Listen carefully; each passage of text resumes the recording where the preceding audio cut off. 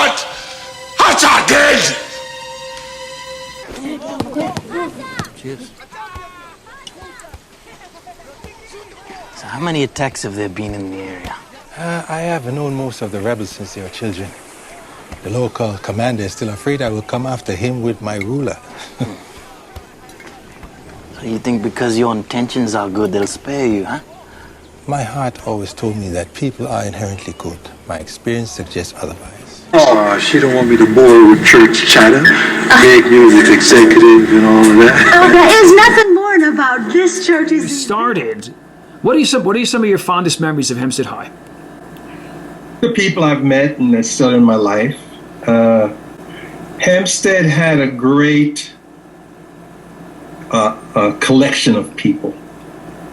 We had Koreans, we had people from India, we had an international school. But Hempstead was a great place to see where you could possibly fit in the universe. What was your first big break? So in Hempstead, in my junior year, by that time, a new person had come in to run the program named Susan Noor. Yes. And I fell in love with Susan Noor. Susan and I, and the rest of the people in the Thespian Society. Right. We went on these joints into New York to see plays and this and that and that. And while on one of those things, we went and saw some experimental theater at La Mama.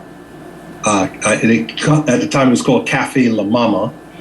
And Ellen Stewart, who created and ran La Mama, came out and spoke to us. And she said, by the time I was a senior in school, that I could come back and study with her and her company.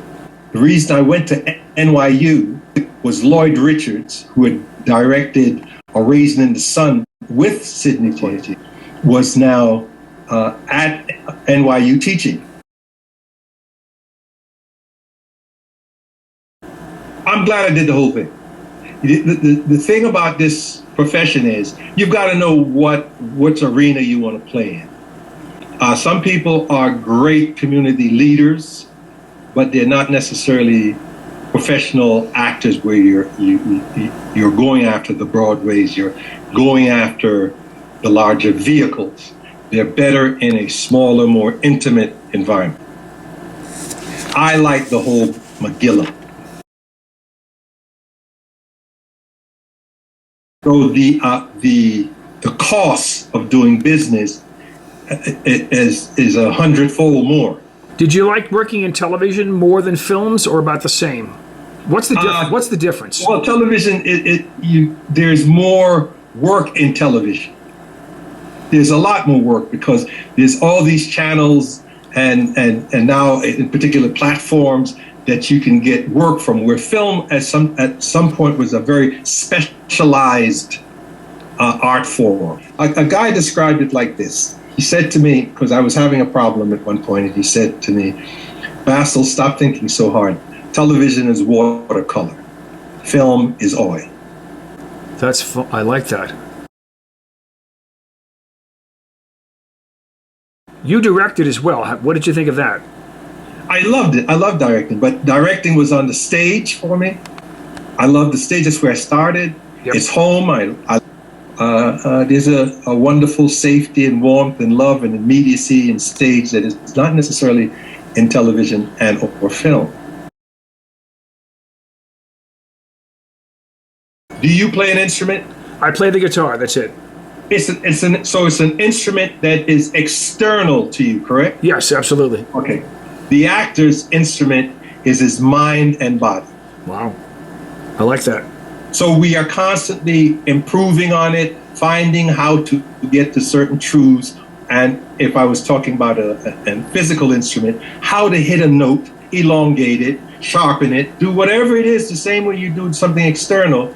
We're constantly trying to find that poetry, that beauty, that sound in our own bodies and minds, that when you see us working, you say, oh my God, I might have thought of that at one time. I didn't know it exists in someone else. What advice would you give to high school students who are about to graduate? Well, first of all, I would want to know, do they understand that nothing comes to you without an active participation in the process.